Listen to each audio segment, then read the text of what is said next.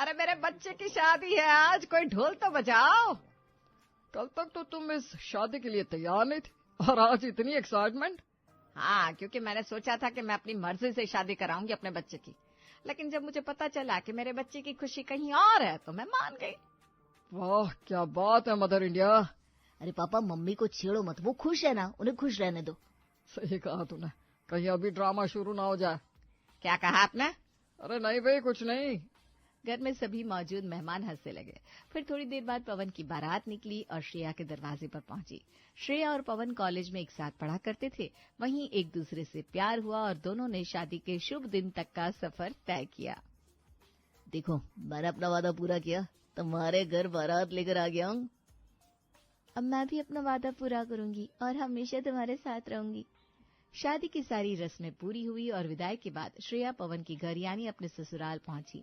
वहां पवन के माता पिता के अलावा पवन की भाभी काजल, बुआ रामकली, ताई ममता और मौसी चित्रा सब मौजूद थे। सब ने श्रेया का दिल से स्वागत किया।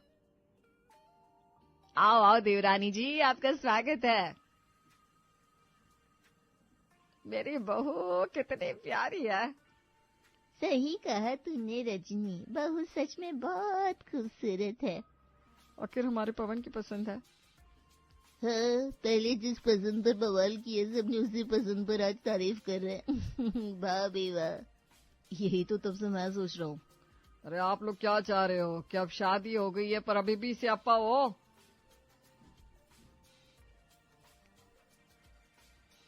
अरे नहीं नहीं, हमारा वो मतलब नहीं था। सब लोग अपनी अपनी बात बोल रहे थे और श्रेया को ऐसा लग रहा था जैसे वो किसी टीवी सीरियल के सेट पर आ गई हो। सास, भाभी, बुआ, मासी, ताई सब वहां मौजूद थे।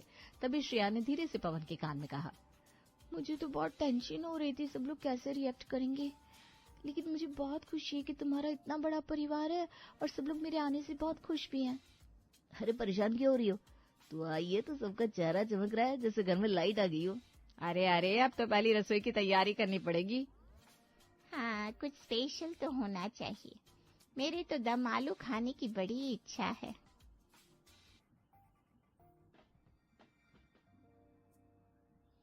मैं तो कहती हूँ पिज्जा बनाओ, मॉडर्न बहू है, कुछ हटके होना चाहिए।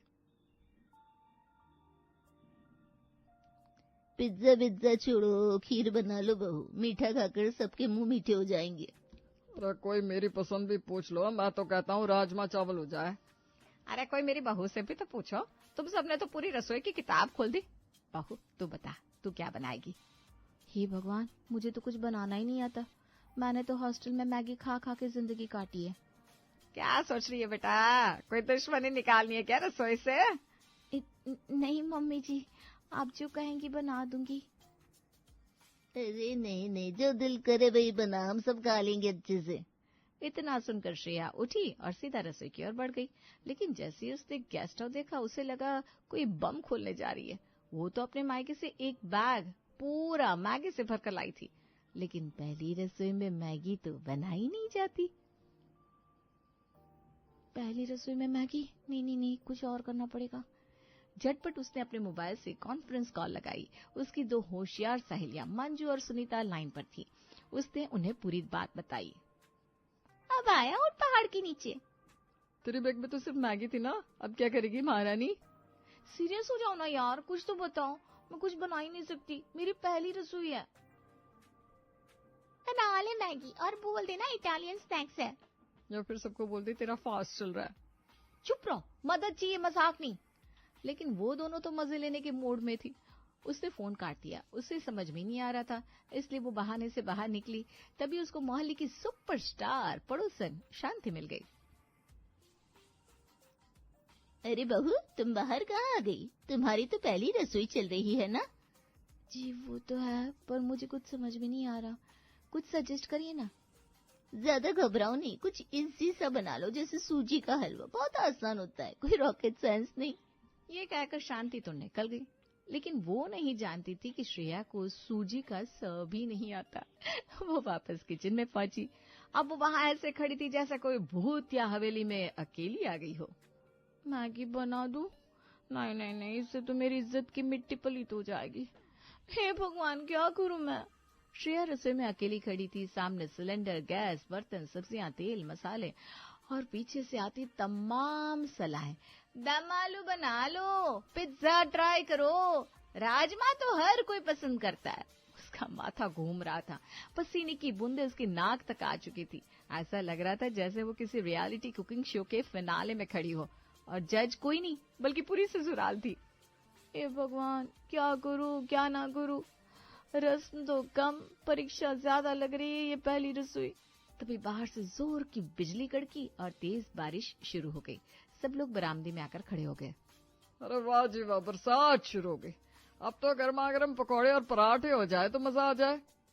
बिल्कुल सही, बहू से कहो पकौड़े बनाए और प्याज के साथ पराठे भी। आप तो चटनी के साथ मजा दुगना हो जाएगा। बहू बारिश हो रही है, अगर कुछ शुरू नहीं किया तो पकौड़े और पराठे बना लो। जी मम्मी जी, कुछ स्पेशल बना रही हूँ, बिल्कुल वैसे ही कुछ।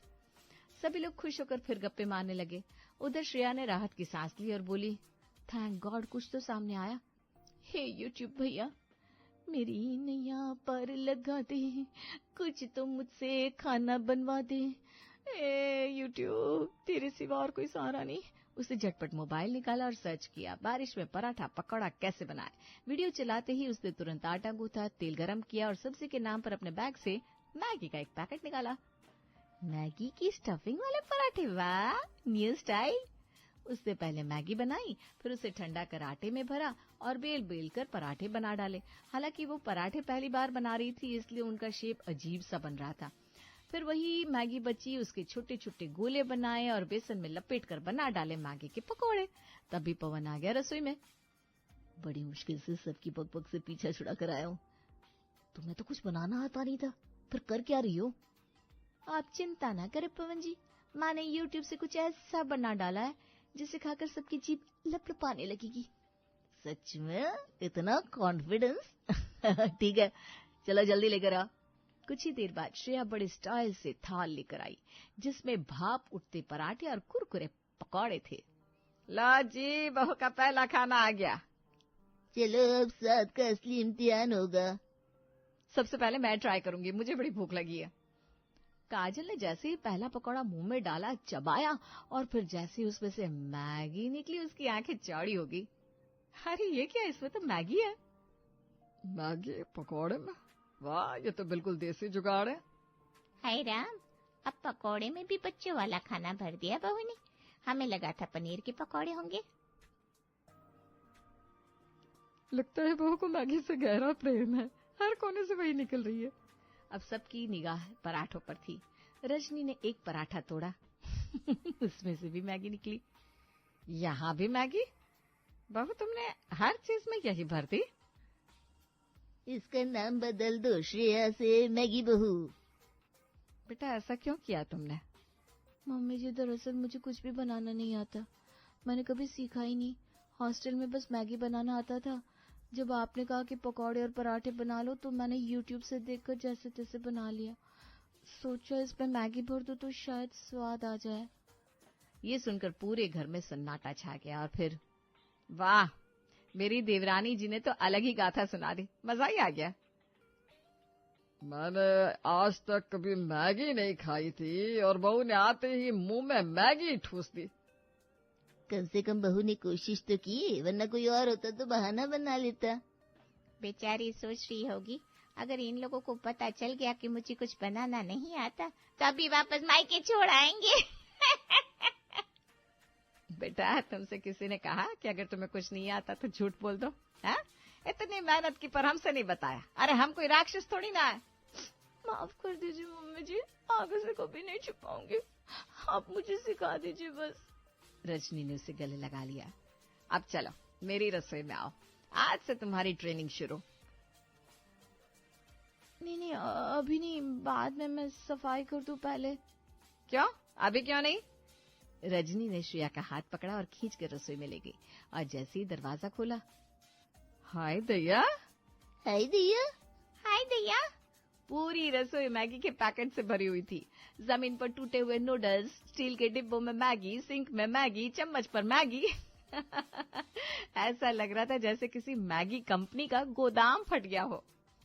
तूने तो रसोई मैगी से ही भर दी।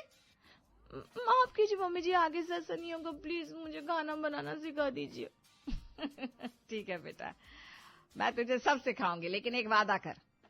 कौन सा वादा मम्मी जी? आगे से कभी मेरी रसोई को मैगी से नहीं भरेगी। पक्का वादा।